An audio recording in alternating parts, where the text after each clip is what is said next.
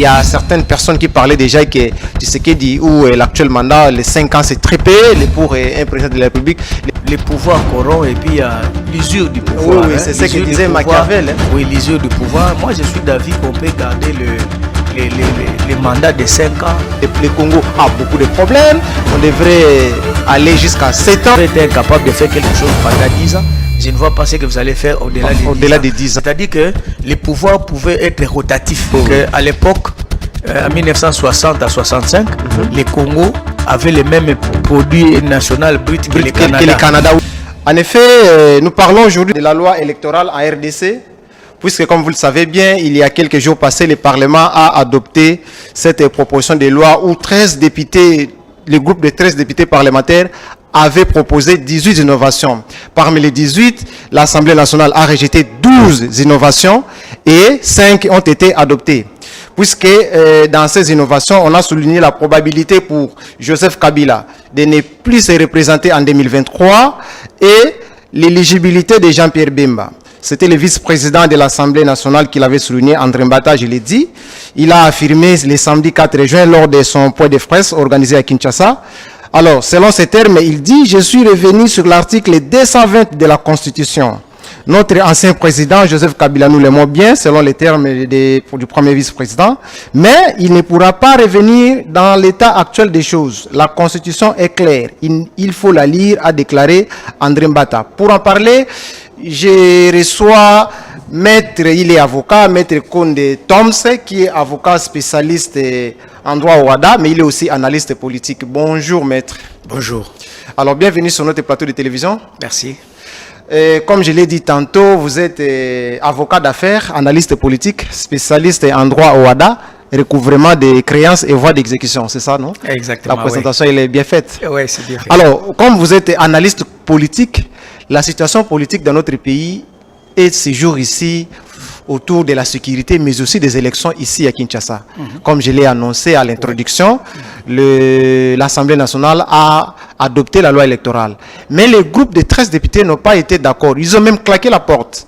En effet, quelle est votre analyse par rapport à certaines innovations qui ont concouru dans cette loi électorale à l'Assemblée nationale? Oui, merci pour la parole. Vous savez, en politique, c'est difficile de mettre tout le monde d'accord. D'accord. Surtout pour les politiciens. Mais sur ce qui concerne les élections, on parle de consensus. Hein? Exactement. Moi également, je suis pour le consensus. Mais c'est difficile de mettre tout le monde d'accord. Pourquoi? Parce qu'il y a des intérêts divergents. Chacun veut avoir tiré les droits de son côté. Mais bon, dans tout ça, moi, je suis d'avis qu'on devait voir l'intérêt de la population. Qu'est-ce que le peuple veut?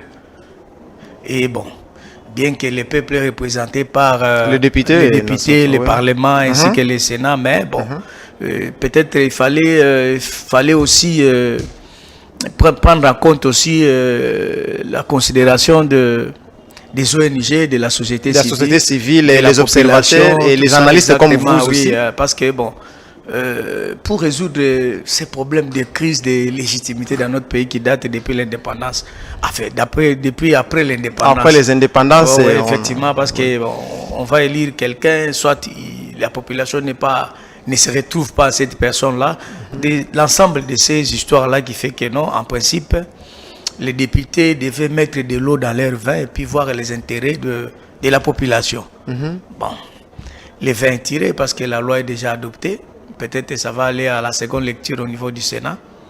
Peut-être au niveau du Sénat, ils vont tenir compte des desiderata de la population, c'est-à-dire qu'on puisse avoir des élections apaisées, libres, démocratiques et apaisées, c'est-à-dire qu'il n'y ait pas d'une part de favorisés, d'autre part de défavorisés. Donc, bien que c'est un jeu politique, mais on doit aussi tenir compte des intérêts de la population, c'est-à-dire que le peuple puisse élire les personnes que les peuples ont choisies et ces personnes-là puissent représenter la population valablement. Parce que si on élise des personnes qui sont étrangères à la population, c'est-à-dire que les peuples ne s'identifient pas à ces personnes-là, je doute fort que ces personnes-là travailleront pour les intérêts de cette population-là. Alors, pour élire quelqu'un ou notre représentant qui devrait gérer le pays. On commence d'abord par les contours, c'est-à-dire la forme que doit prendre les jeux où les acteurs doivent entrer en compétition.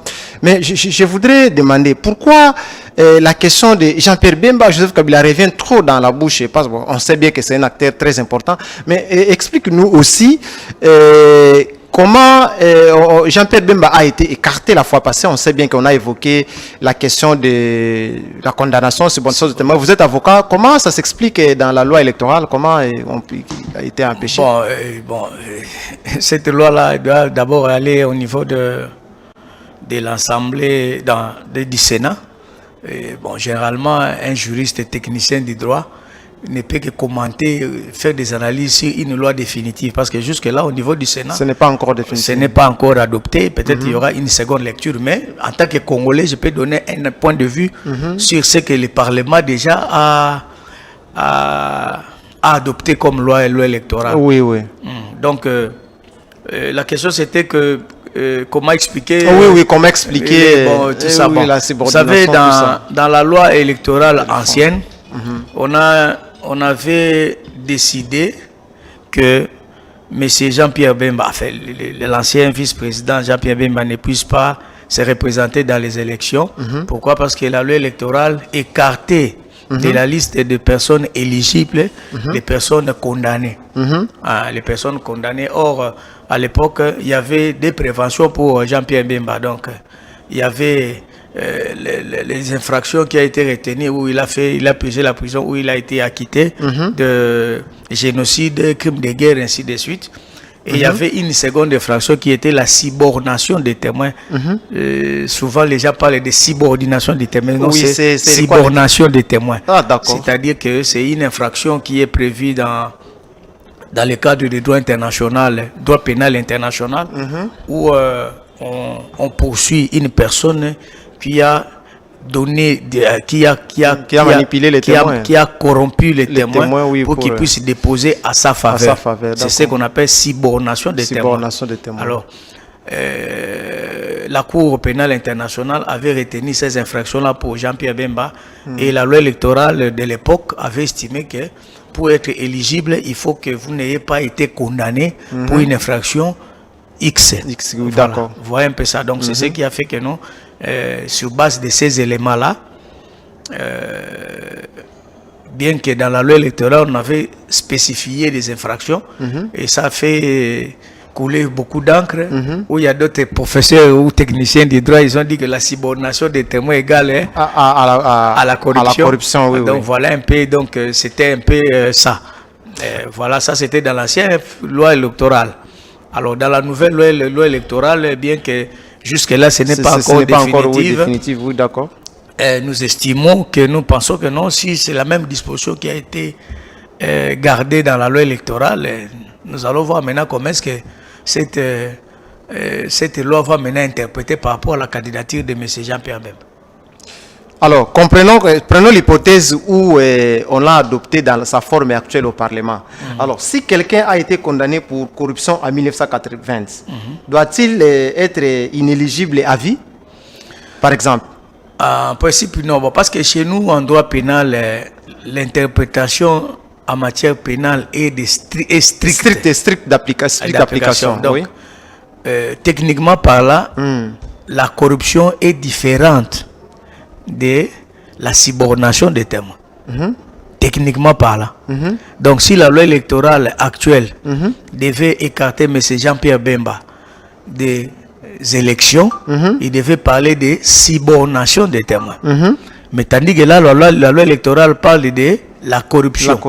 Donc, c'est deux infractions différentes. Or, si ces infractions, pour être inéligible, il faut que vous soyez dans la catégorie des infractions bien énumérées par la loi. Ce qui n'est pas le cas avec la nouvelle loi. Donc, j'estime techniquement parlant que M. Jean-Pierre Bemba pourrait être candidat aux élections à venir. Puisque nous parlons des individus, Jean-Pierre Bemba, Joseph Kabila, Fayulu, ce qui est mauvais, mais ce sont les institutions sont animées par les individus, les personnes étant que telles. On a aussi besoin de connaître le profil à un certain moment. Est-ce que Joseph Kabila fait peur, finalement? Bon, Ça, je ne sais pas. Parce qu'apparemment, on a comme l'impression qu'il a toujours cette aura au sein de la population. Bon, pour quelqu'un... À Tchango, on l'a accueilli. Bon, enfin, vous savez, ici au Congo, né et grandi ici, surtout à Kinshasa, il y a beaucoup de choses. Hein. Mais quelqu'un qui a dirigé le pays pendant plus de 18 ans, c'est normal qu'il puisse avoir beaucoup de gens derrière lui. Donc, ça va de soi. Parce que on fait toute une conférence de point de presse pour expliquer seulement s'il pouvait revenir aux élections. C'est quand même un candidat, si on met les règles rédigées comme vient de le dire, tout le monde peut avoir la chance de postuler ou de revenir. Mais quelle est maintenant la différence avec c'est là où on parle des mandats et tout ça, un seul mandat, tout ça, des mandats renouvelables. Les autres disent qu'il peut toujours revenir, les autres disent que non, on ne pouvait pas revenir. Quelle est votre explication par rapport à cette proposition? Oui, effectivement, bon, nous avons copié, nous sommes inspirés de la constitution américaine qui est différente de la constitution russe. C'est-à-dire que chez nous, dans notre constitution, on parle de 2 mandats. Tandis que la constitution russe parle de 2 mandats successifs. Vous comprenez un peu ça. Donc, sur le plan des droits constitutionnels, il y a des nuances. Hein, donc il y a une différence entre 2 mandats et puis 2 mandats successifs. D'accord. Laquelle c'est la différence réside au niveau de la représentation. D'accord. Vous comprenez, dans la représentation, c'est-à-dire là où la constitution parle de 2 mandats, c'est-à-dire que non, les 2 mandats-là est définitif. C'est-à-dire que quand vous avez épuisé les 2 mandats, vous ne pouvez plus revenir aux affaires. À vos affaires. Tandis que quand on parle de 2 mandats successifs, ça veut dire que vous avez fait successivement les 2 mandats, vous pouvez vous reposer et puis revenir dans la compétition. D'accord. C'est ce qui fait que non, au niveau de l'IRSS, de la Russie, là-bas, avant que Poutine puisse modifier la constitution. Oui, parce que l'IRSS n'existe pas. Enfin, je voulais parler de la Russie. On parle de la Russie. Je suis né à l'époque de l'époque de l'IRSS. C'est ça qui fait fâcher actuellement Poutine, qui pense qu'il faut toujours revenir. Exactement. On va parler sur cette question. Oui, allez-y. Donc, il y avait ces jeux-là entre Dimitri Medvedev et Vladimir Poutine. Bien que j'ai massacré son nom, et Vladimir Poutine. Donc, chacun était soit président de la République et premier ministre pour respecter cette disposition-là des mandats successifs. C'est-à-dire que non, vous pouvez faire 2 mandats, vous allez vous reposer puis revenir. Mais dans le cas de la constitution... Donc Poutine s'est reposé au moins. Oui, il s'est reposé. Et en attendant son repos, il prend son premier ministre. Son premier ministre qui devient président et lui devient premier ministre. Poutine devenait premier ministre et puis Dimitri était président de la République. Tout à fait. Et vice-versa. C'était un jeu. C'est ça, on craignait le scénario avec Fachi et Kabila d'un moment. Oui, mais non, la différence c'est que, bon, vous savez... à force de faire des choses calquées sur des personnes, on arrive à glisser peut-être des erreurs ou des imprévus. Donc dans le cas du Congo, l'imprévu c'était que les 2 mandats qu'on a copiés de la constitution américaine, c'était 2 mandats définitifs. D'accord. Donc c'est-à-dire quand vous avez épuisé les 2 mandats, vous partez. Et il n'y a aucune possibilité de revenir. Pour vous de revenir aux affaires. Donc si tu sais que depuis ces 2 mandats, ils doivent partir pour du bon. Exactement. Donc quand vous voyez aussi au niveau des États-Unis, il y a, à part je crois bien Nixon qui avait fait les 3 mandats, avant que cette constitution-là puisse être modifiée pour seulement 2 mandats, et aucun président américain n'est revenu aux affaires. Donc voilà un peu. Donc c'est cette disposition-là qu'on avait malheureusement copiée des étrangers.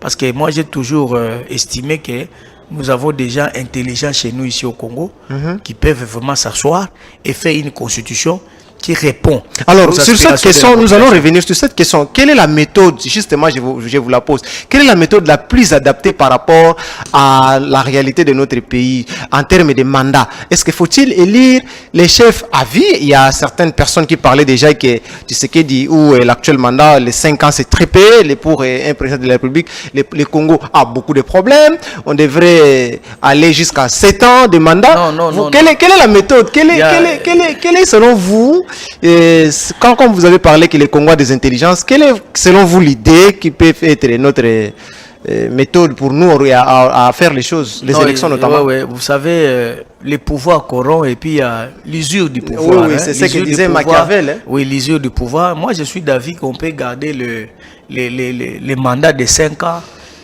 renouvelable une seule fois. Quand on dit que renouvelable une seule fois, donc c'est que c'est fini. C'est fini. C'est fini, ça s'arrête là. Vous exécutez les programmes pendant les 10 ans. Donc c'est que si vous avez été incapable de faire quelque chose pendant 10 ans, je ne vois pas ce que vous allez faire au-delà des 10 ans. Mais maintenant, ce qu'on devait ajouter, c'était quoi? C'était que non, qu'il y ait émulation au niveau au niveau régional. C'est-à-dire quoi? C'est-à-dire que les pouvoirs pouvaient être rotatifs. Ah, d'accord. Vous voyez les on prend ces mandats ici, on prend les bandundu. Mandat on a exactement. Maintenant, ça devait créer aussi l'émulation parmi les 4 sous-régions, les 4 grands sous-régions. Oui, les grands bandundu, les grands Kassai, tout ça. Donc, mais on a comme l'impression que le Congo tous en aucun dans système à mettre. Oui, mais ce n'est pas formalisé. Parce qu'on dit non, et comme tout on a vu. Et bon, comme tout on a vu dans la confusion. C'est-à-dire ça devait être une émulation. C'est-à-dire quoi? Bakongo à Bandaki, il a commencé avec le président Kasavubu.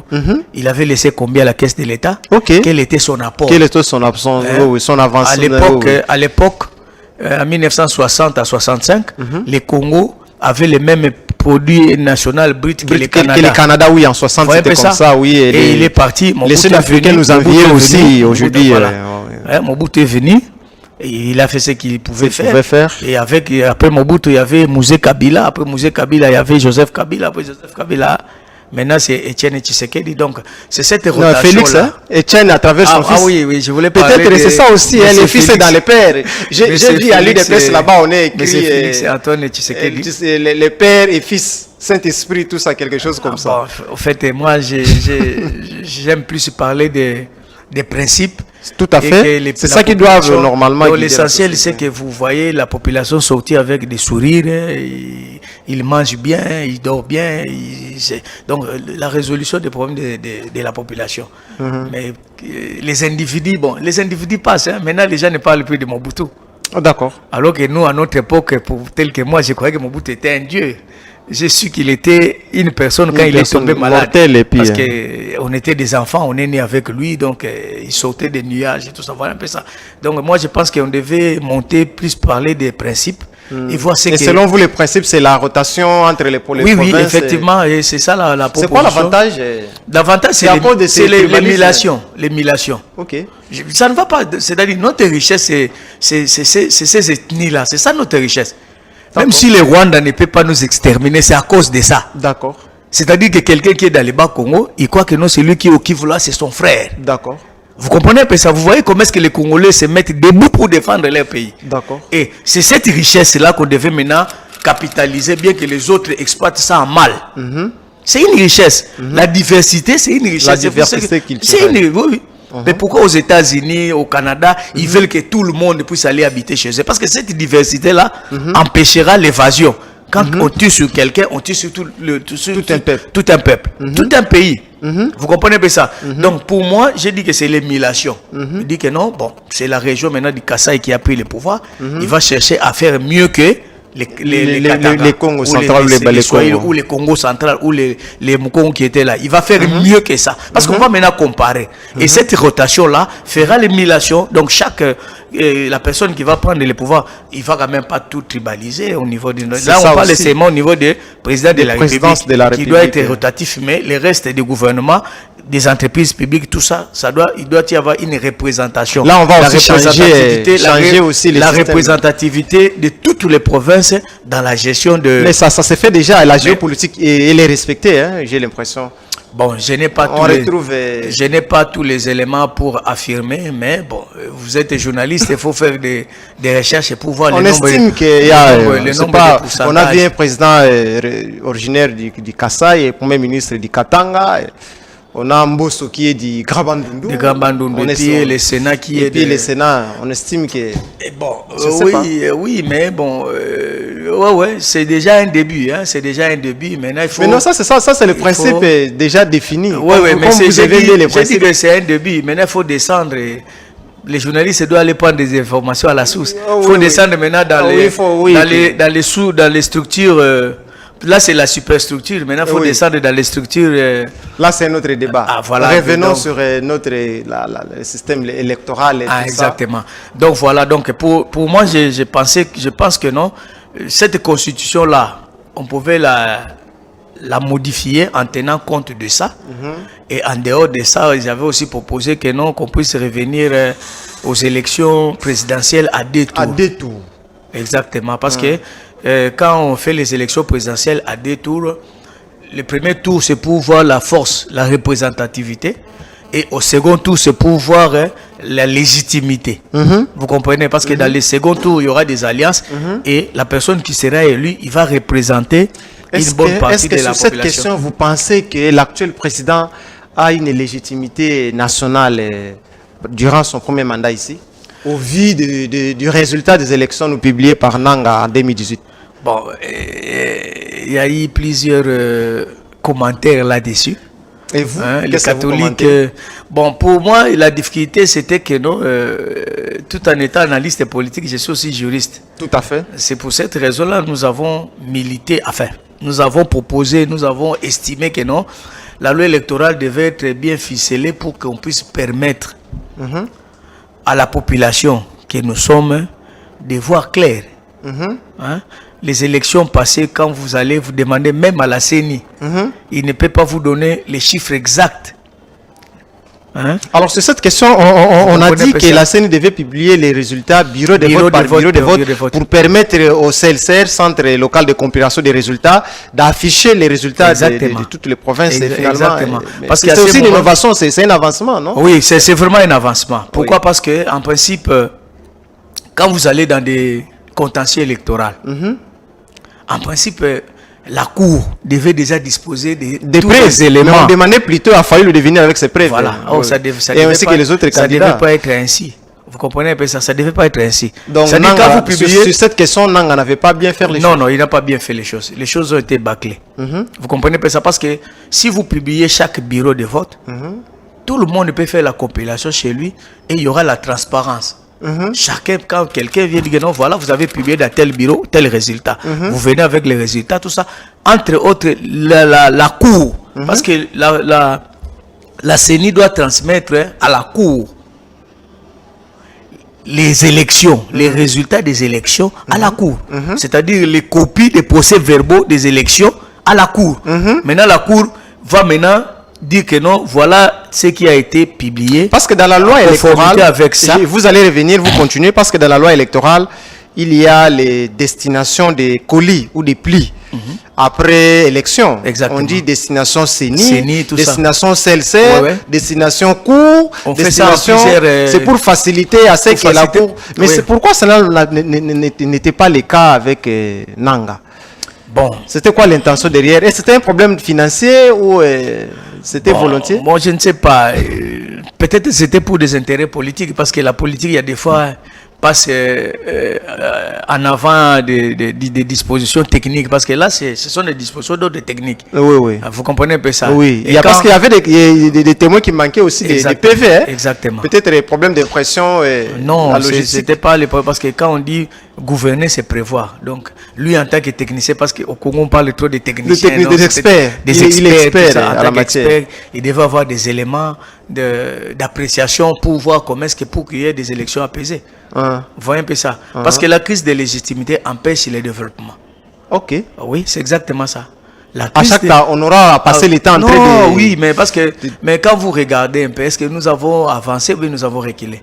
Quelle est votre analyse proposée? Vous êtes analyste politique et répondez. Non, nous oscillons. Nous sommes dans un même endroit. Il n'y a pas d'avancement. On est dans un cercle pas significatif. Pas significatif. Donc il y a quand même un début. Pas significatif. Pas significatif. Il y a quand même un début. Pour moi, l'avancement, c'est quoi? C'est par rapport aux infrastructures. On a réalisé combien de kilomètres de routes? Nous avons construit combien d'écoles? Combien d'hôpitaux? Nous avons créé combien d'emplois? Il y a les projets Chilezulu. C'est ça le mot, je crois. Touré, c'est ça le nom, Chilezulu. Bon, ok. Vous parlez des projets. Projet, ça veut dire projection. Ce qui viendra. Il y a à Mikondo là-bas, à côté à... on dirait que côté aéroport, ce qu'on est aéroport. Na quand il y a quelque part là-bas, j'ai vu. On est en train de faire une route. Quelques kilomètres là-bas de route dans le cadre du projet Chilezulu. Oui, bon, ça, vous en tant que journaliste, peut-être il faut aller prendre des éléments sur les lieux, puis vous venez vous montrer, et puis vous allez voir les réalisations. Parce que vous savez, la politique ou les politiques promettent toujours, mais tout doit être chronométré. D'accord. C'est-à-dire sur le temps. Ok. C'est-à-dire quoi? Je vais faire ça, tel qu'en France. Quand vous avez un mandat de 5 ans, vous allez dire au peuple ce que vous avez fait pendant 5 ans, et maintenant ils vont prendre ce que vous avez fait pendant 5 ans, ils divisent ça par 5. Par 5. Ça fait maintenant 1 sur 5. Donc si vous avez fait une année, vous allez réaliser les 1/5 de ce que vous avez promis. Et ainsi de suite. Et c'est ça l'évaluation. Mais chez nous ici, on ne le fait pas. Vous comprenez un peu ça? Ce qui fait que non... Mais dans son discours des 100 jours, qu'est-ce qu'il dit? Dans son discours de chaque année, il a la traditionnelle discours du chef de l'État, il donne quand même ses réalisations. Oui, mais bon, les réalisations, la population, ça dit quoi? Il faut se fondre dans la population. Vous voyez un peu ça? Quand vous êtes dans la population, vous allez voir quand il y a quelque chose qui est fait, vous allez les remarquer. Parce que les chefs ne doivent pas descendre pour voir si on a réalisé les routes. Ça, ce n'est pas de sa compétence. Parce que lui, il est le chef de l'État. Vous comprenez un peu ça? Il y a une évaluation. On avait le marché central là, des Zando là. Zando, oui. On a détruit ça pour construire un autre marché. Les fameux projets de Gentini Ngobila. De Gentini Ngobila. Mais est-ce qu'il y avait des prévisions? Est-ce qu'il y avait les laps de temps? Nous allons détruire Ngobila avait promis que cela devait être réalisé à une année, mais finalement, voilà. Maintenant nous sommes à la 3e année à peu près. Dans les calendriers grecs. Exactement. Et il y a eu combien de gens qui sont allés au chômage? Il y a eu combien de manques à gagner pour la ville? Vous comprenez un peu ça? C'est-à-dire que tout ce qu'on doit faire doit être réfléchi, doit être projeté dans le temps. Et quand on vient vous demander des comptes, vous allez dire que non, je vous avais dit que je vais faire ça pendant telle période. Parce qu'une année, c'est 12 mois. Et on peut encore diviser les 12 mois là pour voir ce que vous faites par mois. Vous voyez un peu ça? C'est ça l'évaluation. Mais quand on est dans... Alors, vous pensez que les mandats ou la loi électorale, tout devrait être fait sur base des intérêts de la population? Exactement. C'est-à-dire que c'est ça. Parce que Quelles sont selon vous d'autres propositions qui devront être faites ou actuellement qui n'est pas évoquée dans la... Mais par exemple, la représentation familiale au niveau des partis politiques. Ah, ça, on va y revenir parce que c'était parmi les 18 innovations qu'avaient apporté les groupes de 13 députés parlementaires. On avait dit que si vous avez un membre de famille qui est votre premier suppléant, il ne devrait pas se représenter. Oui, logiquement. Donc vous pensez que c'est là l'intérêt de la population? Cette proposition? Mais oui, mais pourquoi pas? Mais vous savez que non, quand vous êtes dans une association, sans oublier que les partis politiques sont devenus... Un parti politique, c'est une association. Les biens familiales. Mais c'est ça le mal. Les églises sont devenues des biens familiales, les ONG, politiques. les partis politiques, non. Oui, allons-y sur cette proposition. Vous comprenez? Oui. Un parti politique est régi par son statut. Et je ne pense pas que dans les statuts d'un parti politique, on doit retrouver seulement les membres d'une même famille. Mais c'est aussi peut-être par sécurité. Hein? À un certain moment, les gens perdent de faire confiance à sécurité par rapport à ses propres intérêts, mais par rapport aux intérêts de la nation. Moi, je suis avocat. C'est ça ma profession. Mais au Congo, on a fait des Congolais, des professions, politiciens. Quelle est ta profession? Je suis politicien. Ça n'existe nulle part au monde. D'accord. C'est-à-dire, tu dois avoir une profession. Quand tu termines ton mandat, tu rentres faire ce que tu as l'habitude de faire. Joseph Kabila a promis qu'il deviendra journaliste. Nous, on l'attend dans la corporation. Bon, enfin, il y a des fois, je le vois avec des tracteurs. Peut-être au-delà des journalismes, il va faire l'agriculture. C'est bien, parce que là, il va produire. Ah oui, mais... Vous voyez un peu ça. Oui. De chez nous ici, et le papa est député national, son fils premier suppléant, maman, sa fille, tout ça. Et puis quand il va passer ministre, il va se retrouver dans l'Assemblée nationale, dans l'Assemblée provinciale, tout ça. Donc ça devient, mais c'est un péché. Si, c'est un péché. Parce que vous êtes dans une association. Je ne pense pas que dans cette association, il n'y a que les membres de la famille. Il n'y a que des membres de la famille. Son fils aux non, Donald Trump a nommé son fils dans un cabinet privé. Pas dans une affaire étatique. Parce que là, on gère l'État. Et quand on gère l'État avec des principes. On gère l'État avec l'intelligence. Vous comprenez le mot excellence, ça veut dire quoi? Excellence, ça veut dire que non. Si on doit vous placer là-bas, vous devez être les plus intelligents de tous les autres et les plus exemplaires. Pour chercher des solutions à ces personnes-là que vous représentez. C'est ça l'excellence, le terme excellence, c'est ce que ça signifie. Donc vous êtes excellent à cette chose, des solutions aux autres qui ne sont pas excellents. Alors, mais quand vous allez là-bas... Dans cette proposition de loi et oui, de la loi... donc cette proposition de loi, moi, à mon avis, ça devait être élagué, c'est-à-dire les affaires de l'État, ce n'est pas une affaire familiale, c'est une affaire de compétences.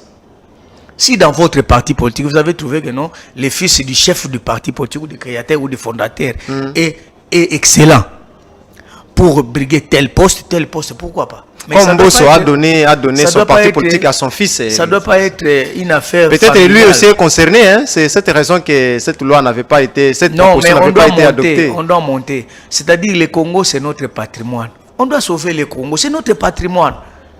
Est-ce que vous avez l'impression que toutes les propositions de loi électorales sont taillées sur mesure?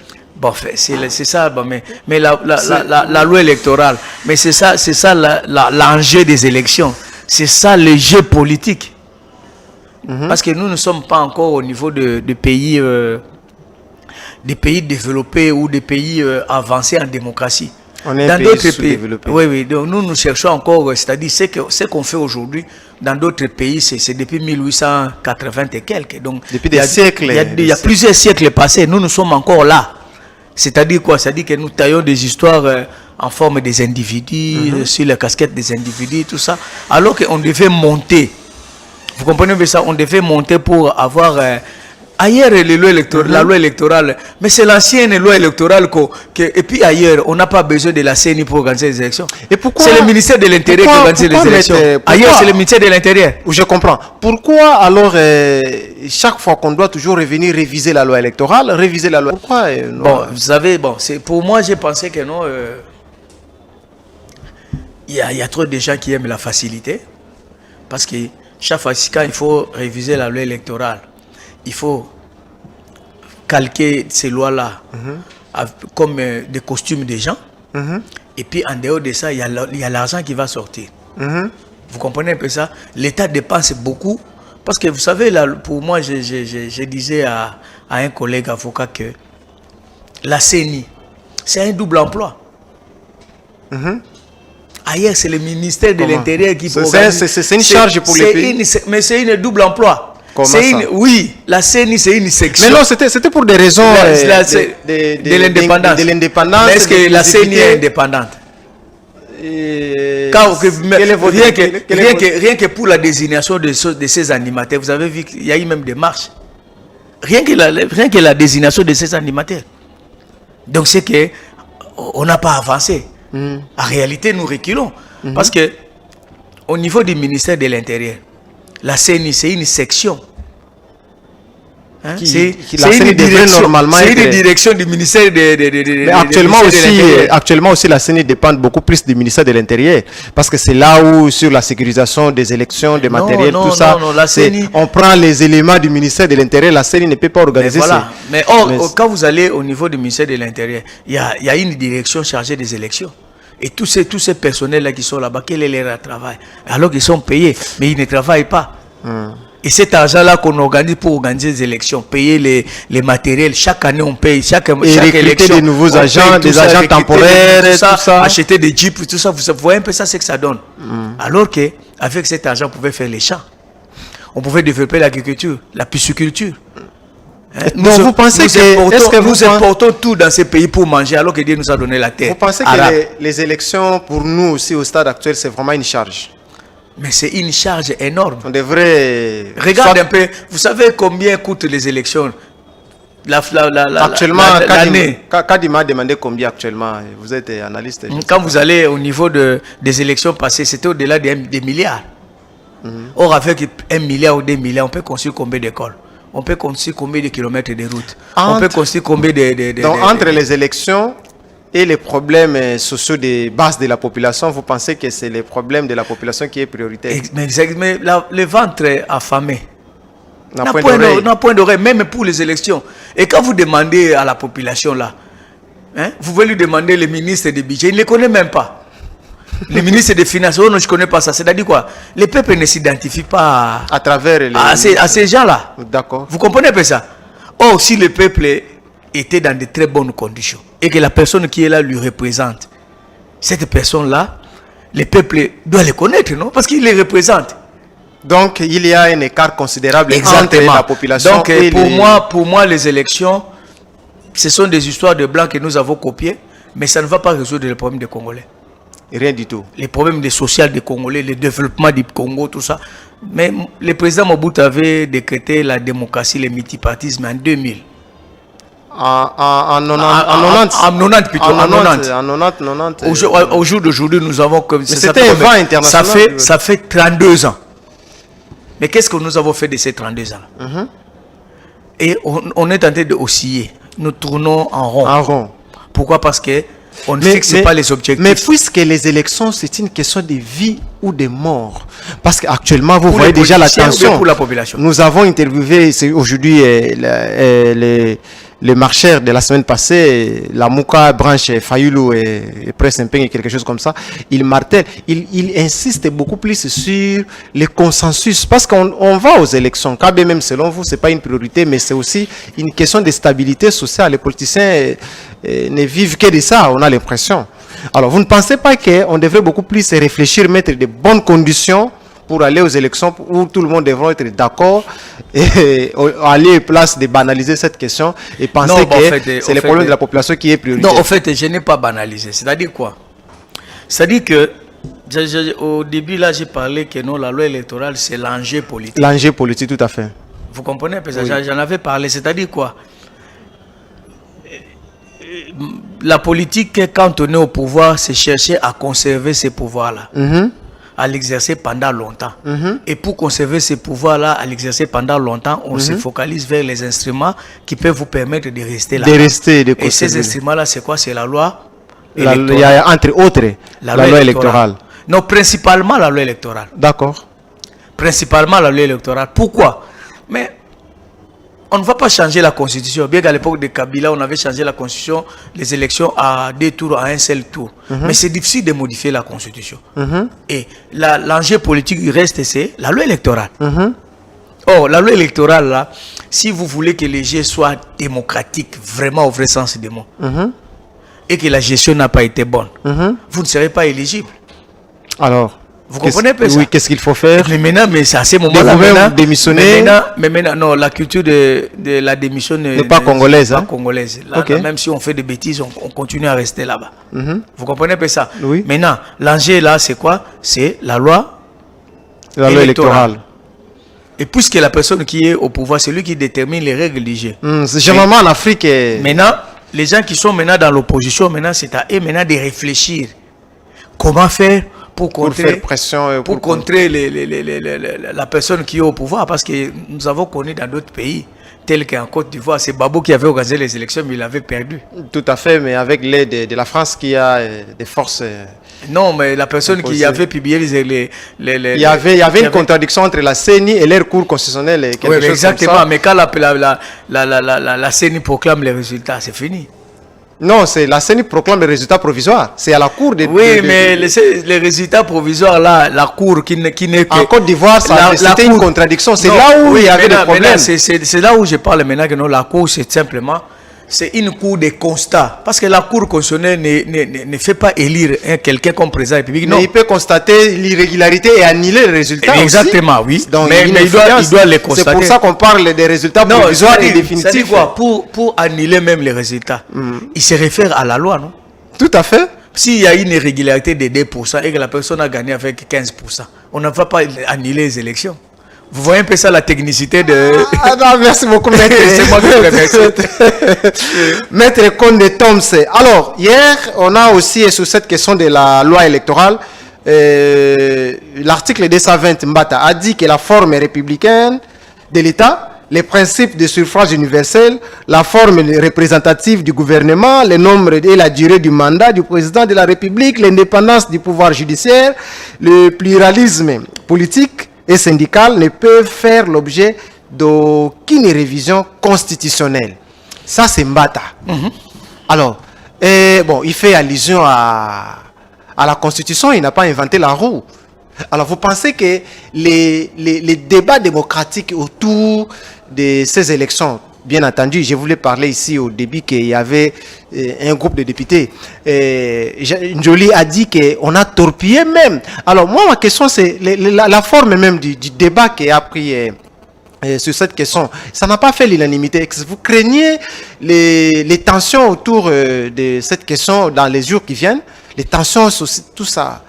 Bon, au fait, moi je pense que le président public en tant que garant des institutions, il peut jouer, il peut calmer les jeux.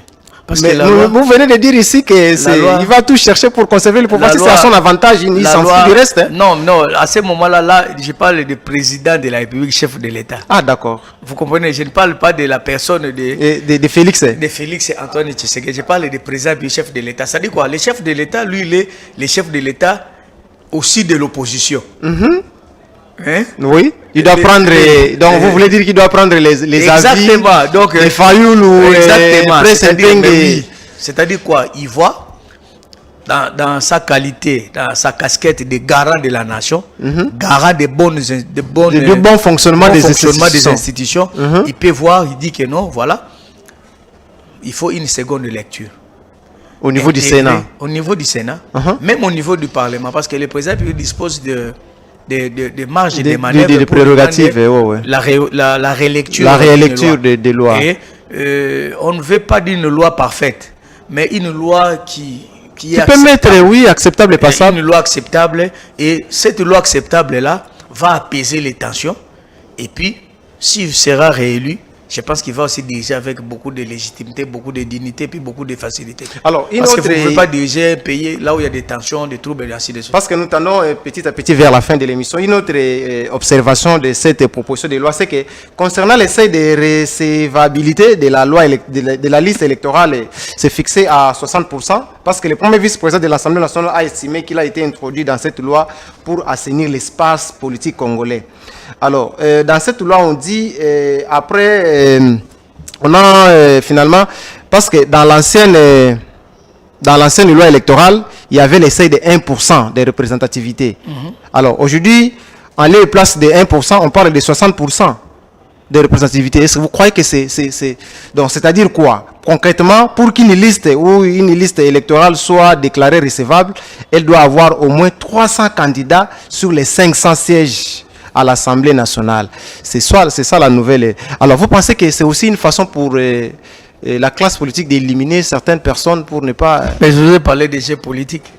Là, vous me rejoignez dans mes analyses. C'est ça, les jeux politiques. Il faut écarter les autres. Il faut écarter les autres. Et nous sommes là, on va rester. Et puis les autres, ils doivent suivre. Parce que là, maintenant, quand on parle de 60%, alors qu'il y a une loi qui devait financer le parti politique, vous vous rappelez? Tout à fait, tout à fait. Et on n'a jamais donné un franc. On n'a jamais donné l'argent à... Rien du tout. Kabila avait dit à ces poulains, il faut donner... Ça, la campagne, on a vu encore tout ça. Et puis, Or, c'est-à-dire que non, dans les jeux démocratiques, quelqu'un peut être très intelligent, très honnête. Mais il n'a pas l'argent. Mais il n'a pas l'argent. Il peut donner beaucoup à la République. À la nation. Il n'a pas l'argent. Okay. Et les gens qui sont là, ils ont eu le temps de piller, de prendre de l'argent de l'État. Ils ont beaucoup d'argent et puis ils peuvent se représenter. Maître Condé Toms, avocat d'affaires, analyste politique, spécialiste en droit au OHADA, recouvrement des créances et voies d'exécution. Exactement. Alors, qu'est-ce que vous faites concrètement? Les droits au OHADA, c'est depuis longtemps que la RDC a adhéré. Finalement, moi personnellement, je ne comprends pas. C'est quoi d'abord les droits au OHADA? En quelques mots, parce que là, on s'attend vers la fin. Ça veut dire tout simplement organisation d'harmonisation des droits des affaires en Afrique. C'est ça, OHADA. En Afrique. En Afrique. Donc, c'est-à-dire, au niveau de l'intégration économique de l'Afrique, on a dit que nous, on devait avoir, donc, nous, au Congo, on devait avoir une loi en matière commerciale qui va régir cet espace-là, d'où le Congo, nous faisons partie. Ah, d'accord. Harmonisation des droits des affaires en Afrique. Quels sont ces avantages? Bon, les avantages, c'est l'intégration économique. C'est-à-dire que vous avez les mêmes lois ici, les mêmes lois commerciales au Gabon. Mais pourquoi les autres, pourquoi nous avons les mêmes lois ici et au Gabon? Les autres pays ont l'impression, nous avons l'impression que les autres pays avancent, mais nous avançons en reculant. Et oui, mais bon, quand vous refusez de faire l'agriculture, vous achetez tout de l'extérieur, non? Quand vous achetez tout de l'extérieur et qu'il y a un conflit, c'est le droit de l'OHADA qui va s'appliquer. Mais et là-bas, vous allez en Côte d'Ivoire, ils cultivent. Vous allez dans d'autres pays, ils consomment leurs propres biens de l'intérieur. Mais nous achetons tout de l'extérieur. C'est-à-dire quand il y aura un conflit, vous montez à la fin pour protéger les entreprises qui œuvrent chez nous ici. Au niveau de la cassation, vous allez en Côte d'Ivoire. Merci, c'était votre dernier mot dans cette émission. Non, c'est moi qui vous remercie. À vous aussi, chers téléspectateurs, merci de nous avoir suivis. Merci à toute la grande équipe technique qui nous a permis de réaliser cette émission. Ainsi prend fin. Nous espérons vous revoir ici encore une fois, maître. Avec plaisir. Alors, on se voit demain, même heure, avec les mêmes plaisirs aussi. Merci chez vous.